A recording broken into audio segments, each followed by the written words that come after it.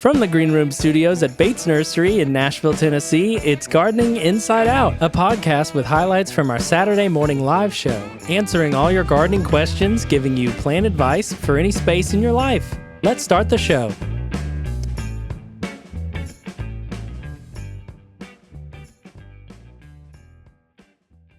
Hey everyone, it's Caroline Gant. Hey everyone, it's Austin Lowen. And it's Tyler Blankenship. I'm back in the studio. You're back. You weren't here last Saturday. No, fill me in. What happened? What's the gossip? You know, There's so much hot gossip right now. always hot gossip about trees, and Always. plants. The hot gossip right now is we had our first freeze. Oh, happened. we Yeah. did. No, I Two was nights here ago. for that. You were here for that. You were here. I You were here covered in my fall Tennessee. veggies. You did. I saw that. Made a cool little, what you call it, a little high tunnel, I guess, if you will. Yeah, I used electrical conduit, like the metal kind that doesn't really rust, and covered it with insect netting and frost cloth so I can pull that off. Doubling up. You Went know, all You're out. proactive. You have to be proactive in Middle Tennessee here. You do. because if you're reactive, your plants are already dead. And I have some dead plants. Left some house plants out. On purpose. Yeah, I just got tired of bringing them in. I hear that. So Everybody knows what that's like if you've been dealing with houseplants for years. in and out. But now all of the ones that are still alive are tucked into my home for the winter. Nice. Mine are too. I How got a did little you get your 6-foot cactus inside? Oh, a lot of sheer muscle. sheer muscle. Just picked it up with my pinky, lifted it up, brought it in. No, it's a thing getting that cactus in. You got to tilt it on its side because it's so tall it won't fit through a door. It's taller than 6 feet. Fun. Yeah. Cactus is so heavy. Oh, especially if it just rained on them, which it was doing when I was moving my plants. So. Fun. Do you think It are they wasn't that. literally like loaded with water? You think? Yes, yeah, they like- hold water. It's incredible the weight of a cactus, even a small one. In Yeah. a small pot. It's just they're heavier than any other plant you pick up. It's crazy. They're amazing plants. They are absolutely amazing. And there are some that are hardy out here in Tennessee, but not a lot. Speaking of crazy or amazing, would you say crazy or amazing? Crazy amazing. Speaking of amazing, our fall color has been pretty amazing this year. Yep. I mean, it has. I guess it's officially kind of ending now, right?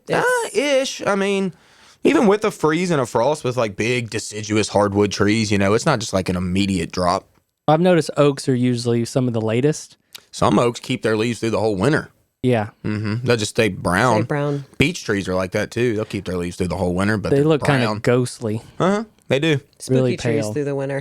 Hey, I want to address something while we're talking about trees. So here at the nursery, we are getting a lot of questions asking about it being too late to plant trees and shrubs. So let's just clear this up now.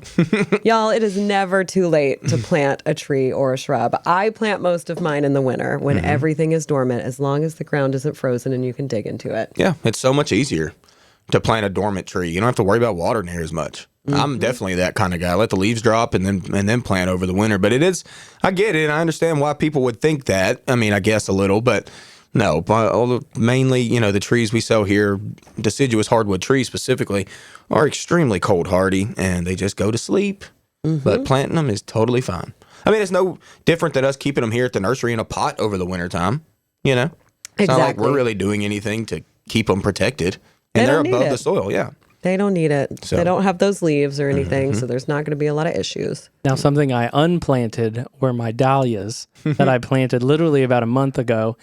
They were in the middle of blooming, and how could I subject them to that cold that we had? So you just cut them down. I didn't cut them. No, I just dug them up, Oh, and put them in a pot. put them in a pot, put them in my garage. Oh, okay. I'm gonna let them live longer. I might even just put them in the greenhouse for the rest of the winter. Yeah, nice. I just did a very similar thing to where I've got a hybrid tea rose that's beautiful, and I left it in a pot, and it's still got full leaves on it. I mean, it looks really good, but it's also got like 5 or 6 new flower buds. If I would have left that out over the past 2 nights, those flower buds wouldn't have made it. Like they would have turned down and went bad. But didn't you wake up in the middle of the night to go get the rose out? Yes, that is a true story. I got out of bed at night and was freaked out because I'd forgotten about. I brought it to the front porch, and then for some reason I forgot to bring it in before I went to bed. So yeah, I went out there in the cold and I grabbed that pot and I brought it in the house. And I've done that the past 2 nights. We have one more night tonight of, I think, I don't know, correct me if I'm wrong, about 28, 30, somewhere in there. I'm going to bring it in one more night. And then this weekend, we're warming back up into the like mid 70s. So you're bringing it in and out. You're not just keeping it in. No. Okay. I want it to have that natural sunlight during the day. And I don't really want it subjected to like 72 in my home all day long. Yeah. And then, I don't know.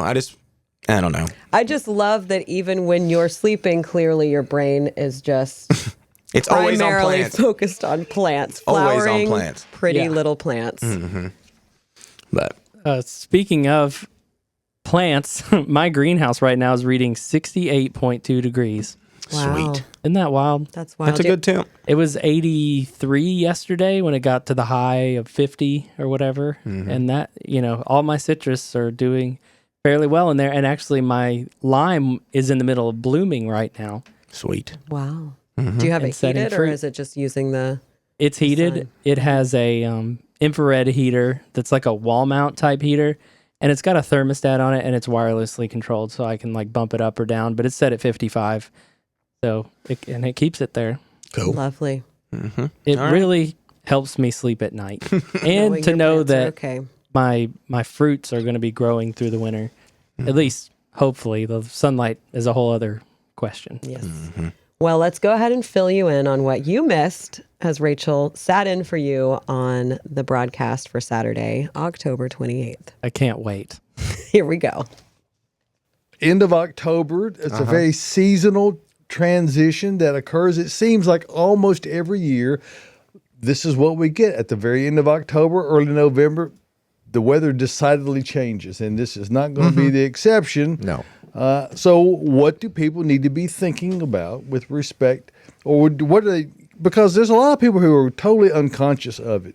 They're going to start freaking out Monday morning. Oh no! I gotta get these plants Do I have in. to insulate my You really have a plants? great opportunity to take care of those kinds of things today or tomorrow before the weather gets severely cold, so you don't have to be killing yourself, Caroline, to get all of your How did plants you know?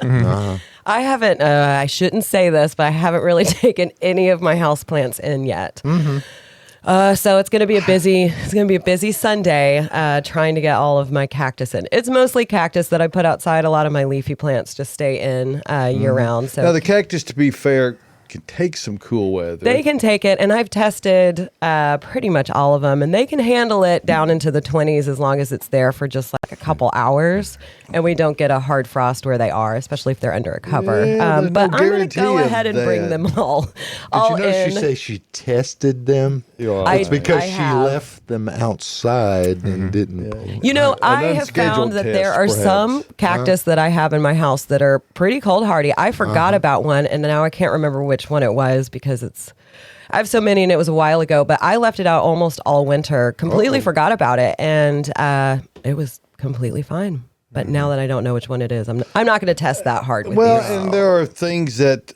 can help mitigate the severity. Like you might have had some cloud cover roll in. There are subtle nuances that you might not detect that are working in your favor that might erroneously lead you to believe that, well, under these conditions this would be safe, and then you have a clear night and it goes maybe 2 degrees colder, and then you get bit severely. So it's important to be cognizant of the actual weather conditions and what is possible. And if you have clear skies, the certainty of lower temperatures is there. Now, how low depends How low on. can they go? And the certainty of cool weather is certain. And it happens every time this time of year. I think last year just like freaked people out because we had that extreme event. That was weird. That something- was not normal. No, that was far from normal. But normal cold temperatures and a first freeze or frost is every single year this happens. And we've been getting questions here at the nursery from people that are like, do I need to cover my plants or what? Like, no, like y'all. Now, I'm not talking about house plants, y'all. You got to get those in. You're going to see some damage. But your shrubs and your trees and those things that are planted outside and have been established or whatever, like, it's time. They got to go to sleep. They got to go to sleep. They Even- want to go to sleep. Yeah, I mean, even evergreens, like last year was weird, and it it damaged a ton of our broadleaf evergreens. They typically don't worry about the cold at all. They usually keep their leaves. We'll talk about hollies or laurels, whatever, that got bid last year. This year, like, that could happen again, I guess, but that was an extremely rare event.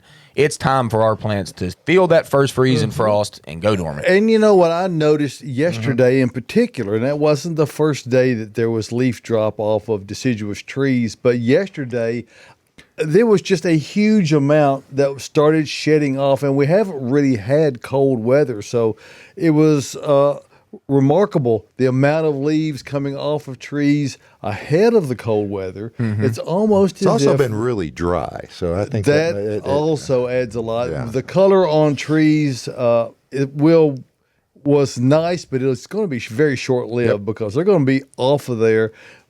My autumn Probably blaze by was- mid next week. Yeah. Many of the trees will be devoid of foliage of Dawn any redwood color. is starting to turn. They're going to Yeah, go. that's They're going to right. go fast. Yeah. So the dry conditions are a major contributor to the shortness of the time the leaves are going to hold on, and also the lack of color. Speaking of that real quick, What? I'm going to jump in. I want to talk about ginkgos for a second, okay? All right. Oh. All right, so there's this massive ginkgo tree that I passed in some person's yard, and they planted it long ago because it's getting pretty big, probably 40 foot or so, and it's really that's good big. looking. And it's in the yard in kind of a low area, and I can tell that it gets plenty of water, and it's a very healthy tree. It's 100% green still, totally green. Right up here, right up the road at the post office, there's this ginkgo tree that's been planted in between like the two like driveways. Right. And it's in this like very not great spot really for a tree, to be honest with you. Now ginkgos can handle that, but it's in a not great spot. Okay. So I can tell the water is not getting there near as well. And it is not near as healthy as that other one. And it's totally yellow right now. And it's dropped about, 25% of its foliage. So that just goes to show you like the water and the drought conditions and the stress that a plant has on it during the growing season changes the fall color, because there's no other reason really why that would happen. It's already decided I'm going to go yellow, I'm going to drop dormant because I don't really have the resources to keep these leaves, whereas that other one has plenty of water and plenty of nutrient, and it's still totally green. Hadn't even thought about turning color Yeah. yet. Now, one of the things Got to you can- start thinking about that. I've also seen, particularly on trees that come from seed, and ginkgo is one of those that is typically grown from seed. You do get variation between individual plants. They don't all exhibit the exact same traits with respect to growth habit, with respect to the transition of color in fall. So that could be a part of it as well. But I think you're largely on the money with the fact that this is a tree that's in a spot that's really got favorable conditions. It's still real happy, and it's not feeling like it needs to drop the leaves off. But one thing for sure, when ginkgos decide to drop them, they're gone. They're gone. They gone. They make a skirt. Oh. Time to get to some questions. We do have quite a few today. So let's start with apple trees. Best apple trees for small yards. Good thing about apple trees is that they're fine for small yards, pretty much any of them. We sell mostly either semi-dwarf or dwarf apple trees here. Now, explain to people the difference between what those are. So like regular standard apple trees are like some of your largest growing apple trees. For the most part nowadays, growers are just growing semi-dwarf or dwarf trees, okay? So ones that don't get quite as large, and that's really all that means. And then also at the same time, if you are a proper pruner, then you can keep an apple in a very small space. Does that mean you keep your pinky extended when you're pruning? Is that what that Yeah, means? you're a proper one. Yeah, you must be proper when cutting your apples.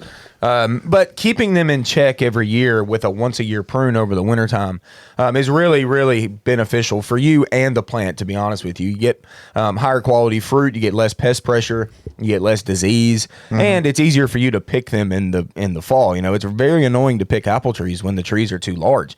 Getting up on a ladder, trying to cut them. Dangerous. It's dangerous. Yes. So keeping them in check, is the way to do it. And really, take your pick with apple trees. I'm a Fuji, Gala, Honeycrisp Oh, kind of wonderful. guy. Oh, yeah. wonderful. You need a yellow one though, don't you? Or somebody You gotta have one yellow delicious. In It's there. very helpful. They have pollen for a long time, so they really help. If y'all don't know, you do need cross-pollination with apple trees, so we can't just have one. We really need to have multiple trees to produce a lot of pollen. So, knowing that if you have a really small space, at least trying to get 2 trees in there is the way to go. They even sell columnar apple trees now that go very, very thin. So if you have a very small yard, maybe that's the way to go for you. Also, grafted apple trees are great. Like we sell like a 5-in-1 apple tree. There's 5 different cultivars on the same rootstock. So if you really just have a spot for just one tree, maybe going with one of those is the way to go. Yeah, and what you're talking about is high grafts, is where you have bud grafts that enables them to have multiple different varieties on one tree. Pretty much all of them anymore have the low graft or the understock graft, and that is where the genetic dwarfing occurs, is that you have a rootstock that limits the size of how large the tree can grow. So that's how that gets accomplished, so that you can have a fruit tree that doesn't get 40 feet tall and take over your yard. Something that's manageable. Yep.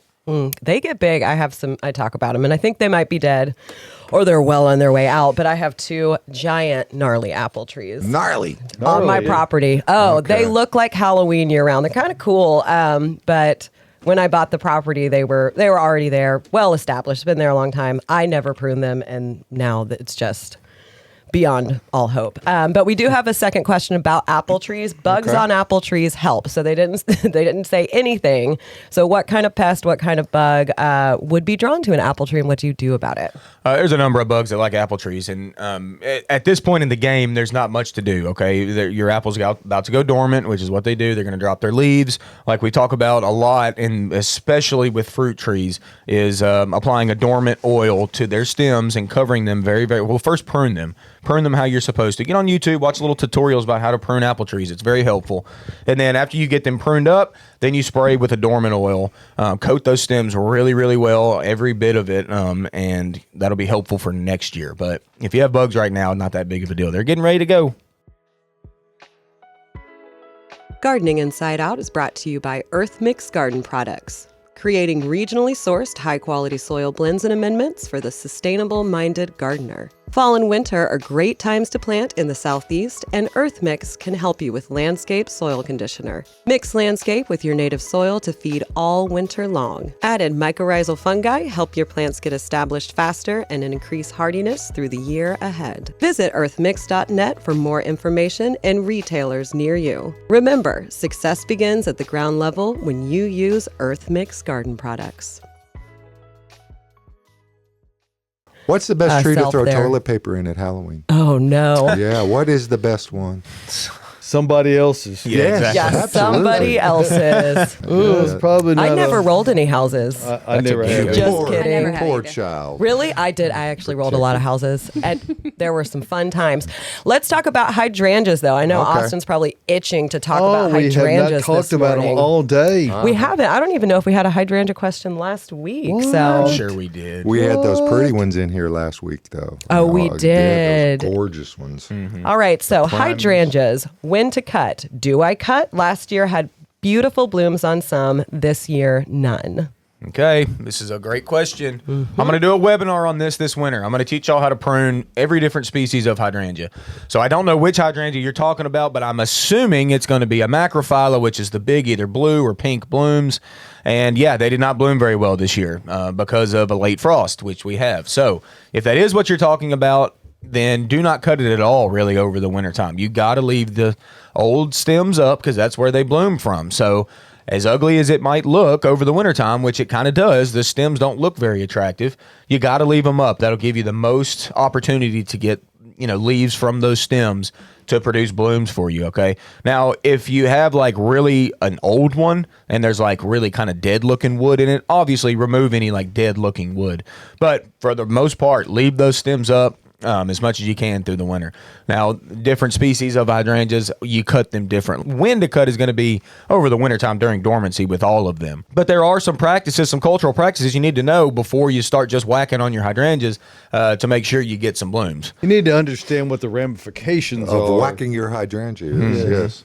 That's right. So there you go. So there it is. If you whack on your hydrangeas incorrectly, Oh. you could get whacked. Yes, you could. And that you don't whack- want that. No, you don't. No, want you it. don't. Oh. But Austin did mention he's doing a webinar. So if you're wondering what that is, Bates Botanical Boot Camp, if you search that on YouTube or if you go to our website, we do have a link for that. Again, Bates Botanical Boot Camp. We will start releasing new ones this winter. So we don't really do them during the spring or fall. It's a little bit busy here at the nursery. But as stuff starts to slow down, we do start releasing those. So you can tune in live. We actually stream it through Zoom. So you can ask live questions, or they're all available to watch at a later date. And they're all free. So you don't have to pay a fee to come take a class. Very, very cool. Joan has got a comment and a question here on the Facebook page. 25 years, that's amazing. I've been listening for 22 years and moved to Middle Tennessee. She's got a question for us. Has anyone else noticed the acorns this year? Sign of a bad winter? Another question.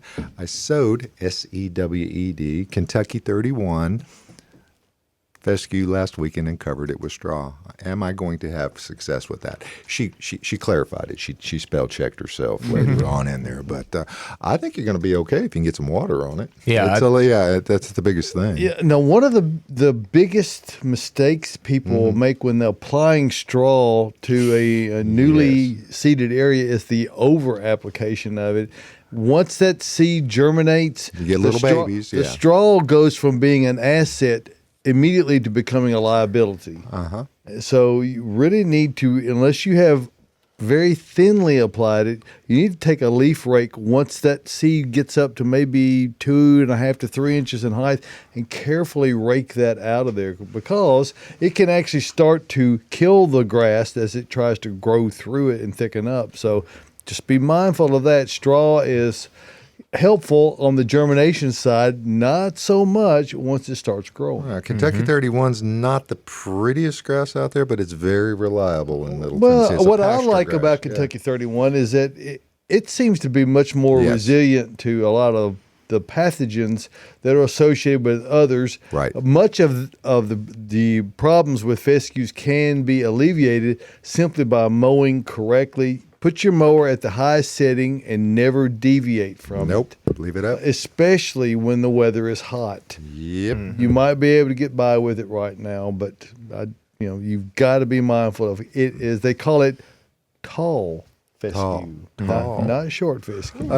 Which earth mix adds to beds with a high clay content where plants like azaleas and hydrangeas are dying because of the wet feet?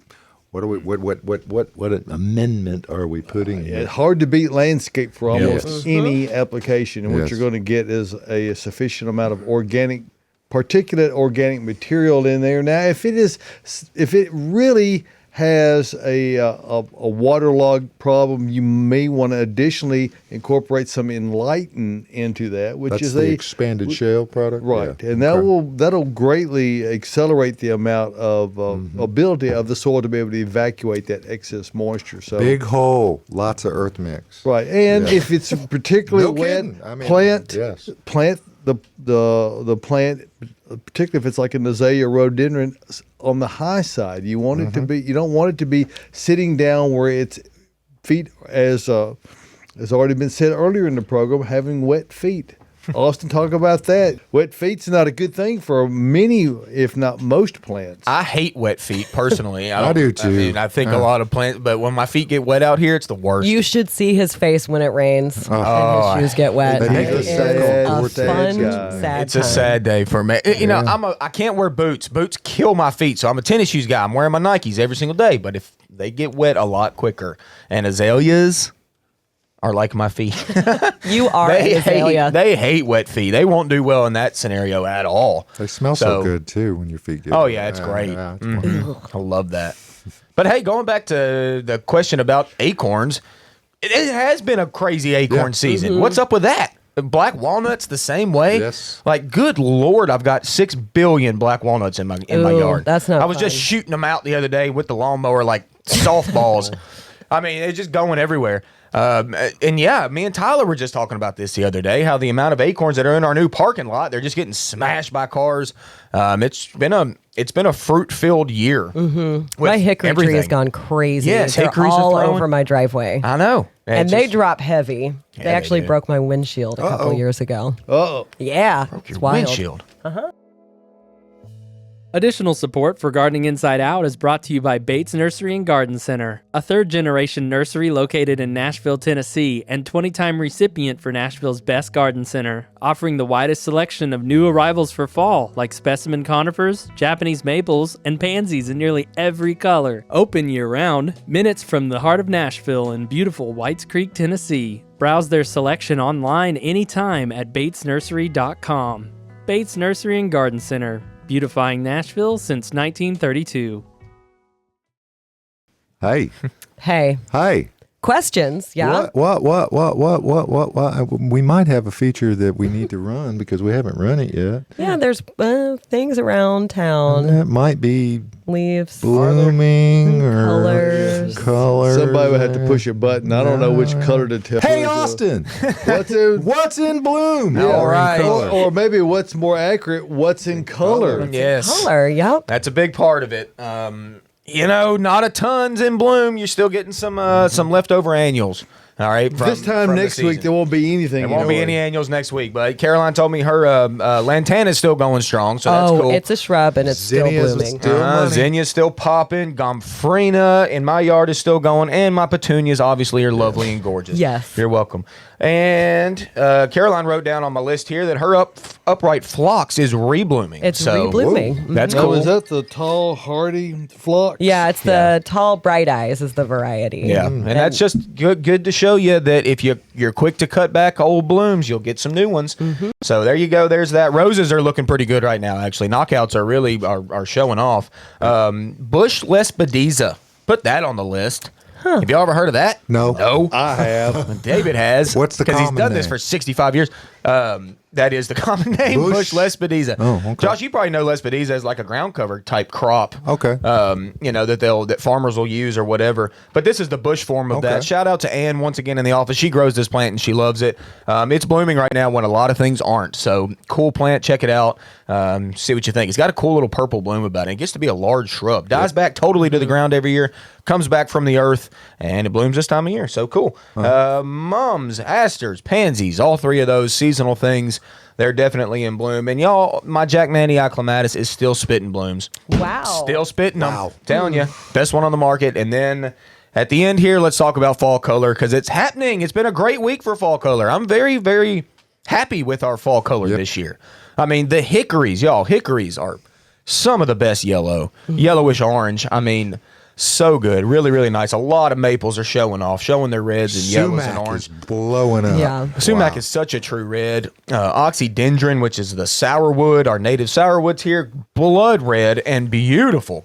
Ugh, they're really nice. I'm Nice. happy about it. So passionate. Kate, about it. look at that happy face. He's happy about it. I love it. It's we talk about here at Bates, we get to look out across the new parking lot into the wood line, the hillside is what we call it, and we're always like, hey, look at the hillside right now this time of year. Like every year we talk about it, and we're like, that hillside's looking good this year, and it's lit It's up this gorgeous right now. year. Uh-huh.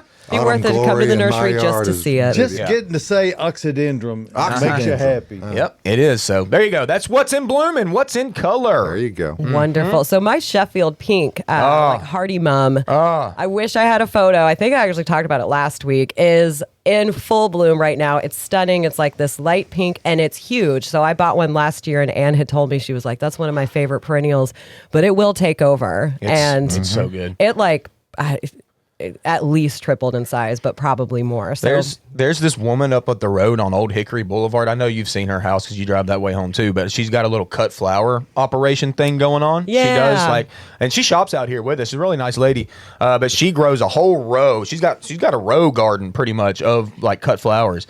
And I just love driving by her place because almost every month you've got something that's in bloom at a different time. Cool. So it's really cool. But she grows Sheffield pink mums, and I saw them yesterday on my way home. She got a whole row of them. I mean, loaded. You can't even see foliage. All you see is just dainty pink blooms that are. It's money. It's money. yeah, and Nate. they bloom right now when everything else is out. It's a great plant to put in the ground. We have some at the nursery right now, so come on out and get some.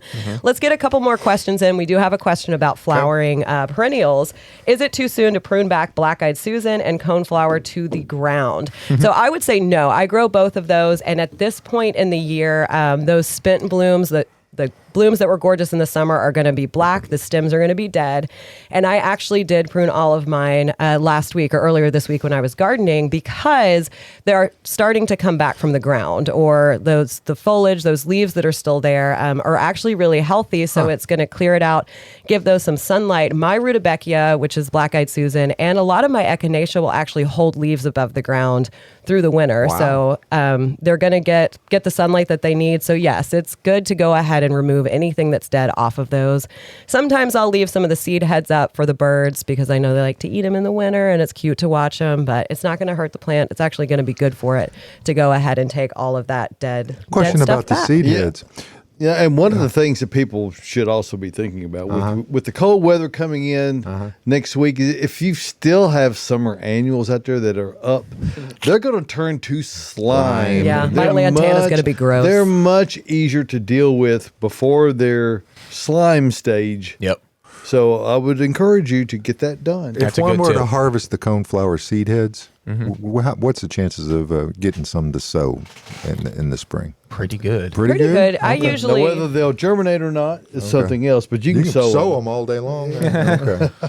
So what I'll do with mine a lot of the time, I've SEW. got kind of a wildflower bed. I'll just take seed heads and then go spread them out down in that bed. And I usually get a decent amount, especially with the rudbeckia. I mean, those will reseed like crazy. I was actually going to mention after what's in bloom, my little rudbeckia grove does reseed itself throughout the season. So I do have some healthy looking blooms that are fully green, fully in bloom right now. Not a ton. And they're amongst the dead stuff that I recently cut back. But, you know, if you kind of shake them loose a little bit, they'll reseed throughout the growing season, and you'll have stuff blooming kind of, you know, all summer long, which is really nice. So speaking of overwintering stuff that you were just talking about, best way to overwinter potted succulents. So a lot of succulents, are not going to be hardy here. So you kind of have to know what you have. If you have one that's not hardy, you should bring it in now, maybe have brought it in a couple weeks ago, and make sure you're giving it plenty of sunlight. Most succulents like full sun or a lot of bright indirect sunlight. And make sure you're not watering them too much, as the days are shorter. They're not going to be getting as much sunlight. So you don't want to water them to where they're going to sit wet and rot. Now, there are hardy succulents out there. We've got sedums, we've got hen and chicks, which I consider a succulent. There's a couple other ones. With those, I have some in pots and in the ground. I don't do anything to them. If they're a hardy succulent here in Middle Tennessee, they are very, very hardy, and they really don't need any care. My hens and chicks, I have them in the ground and in pots, and they seem to do just fine through the winter. Are they free without range? anything? They're free range, Okay, free okay. range hen and chicks. They're actually everywhere. I love that plant. I have a friend who has his yard covered in hens and chicks. He dug them all up when we got the December freeze. I asked him how many, and he said 300 to 500, and brought them all inside. Pretty sure they would have overwintered just fine because mine were okay. But that's a great little hardy plant that stays up through the winter and is really, And really as cute. you know, there's really the biggest thing to do with succulents this time of year, with respect to watering, is don't Yeah. yeah, Stop. don't water. err on the dry side. If you're ever in doubt as to whether it needs, if you're even thinking about, well, should I, just don't. And it needs to be obviously desiccated. Excuse me. It needs to be dried out. Wow. Desiccated. Yep. Never use a big word when a diminutive one will do. 3 syllables is better, right? Okay. All right, trying to cold stratify seeds this winter in milk jugs in Tennessee. How much sun should they get Over the winter? over the winter? None. If you want to cold stratify your seeds don't need sunlight over the wintertime. They can lie totally dormant. I mean, for me, it's just to keep my seeds in my fridge. And whether you through have it the in a winter. milk jug or not really doesn't matter. That doesn't matter either. No, I'm more of like a paper bag kind of guy with seeds. But most seeds are packaged in plastic. Like they can be in a plastic thing. Like I put them in those little sandwich bags and put them in the fridge, but they don't need sunlight through the wintertime. There's only a few. There's actually not too many seeds that even really need sunlight to germinate. Right. They just need warm temperatures and moisture. Lettuce is the exception. For some reason, lettuce germinates way, way better when it has actual direct light on it, so you don't even really bury those seeds at all. But no, don't worry about sunlight through the winter. Just keep them cold, and whenever spring comes around, sow them. And there are very few plants that require a double dormancy. That's not mostly garden plants, but they require a double stratification. So, you need to do some research to find out what that is. Good question, though. Yeah, that was a great question. When do you cover strawberry plants, and what is best? Never. Those things are so hardy. You don't cover strawberries. Don't even worry about it. It's like an evergreen perennial plant here, okay? I mean, if you really wanted to, I guess you could throw some wheat straw over them or something, but you don't have to do anything with strawberries. If you're going to cover strawberries, it needs to be with heavy whipping cream. Yeah. Yes. Or chocolate. There you go. Yeah, one of those two. That's what you're going to cover them with. Champagne. Yep. Very hardy plants. Don't worry about it. Yes. Cover them in champagne? Yes, drop Soak them right them in the champagne. top. Now we're getting fancy. Prosecco, even better. I'm not a champagne fan. All right. With next week's frost, is it too late to plant in ground for small shrubs and perennials? No, y'all. It's a good time. Yep. It's a good time. Like I was saying earlier, don't worry about the frost. All that frost is light. That ain't nothing. It's gonna hurt any shrub. Especially like deciduous shrubs that have no leaves. Great time to plant those over the wintertime. When they have no leaves, so for me, the best time to plant. All right. We got a houseplant question. Alocasia, pothos, and just general houseplants, do you have a recommendation for a fertilizer? So kind of across the board, I mean, with some of my specialty plants, I'll get a different fertilizer or mix it differently. But what I do with a lot of mine is I use Osmocote, which is a slow release 6-month feed, and I feed them in March. So I'll just shake it out, read the directions on there, put it on the top of the soil, water it. And then I will supplement a lot of my other plants with a liquid fertilizer that has a higher nitrogen count. So my favorite one is Jack's Orchid Food. It is really good for the leaves, and I started using it probably about a year ago, and I've had the best results with that. The leaves come out healthy, gorgeous, green, and glossy. So again, I go with 2. I go with the slow release, and then supplement with something else. Hey, Josh, what does that music mean? That means it's coming to the end, David. See See you next time.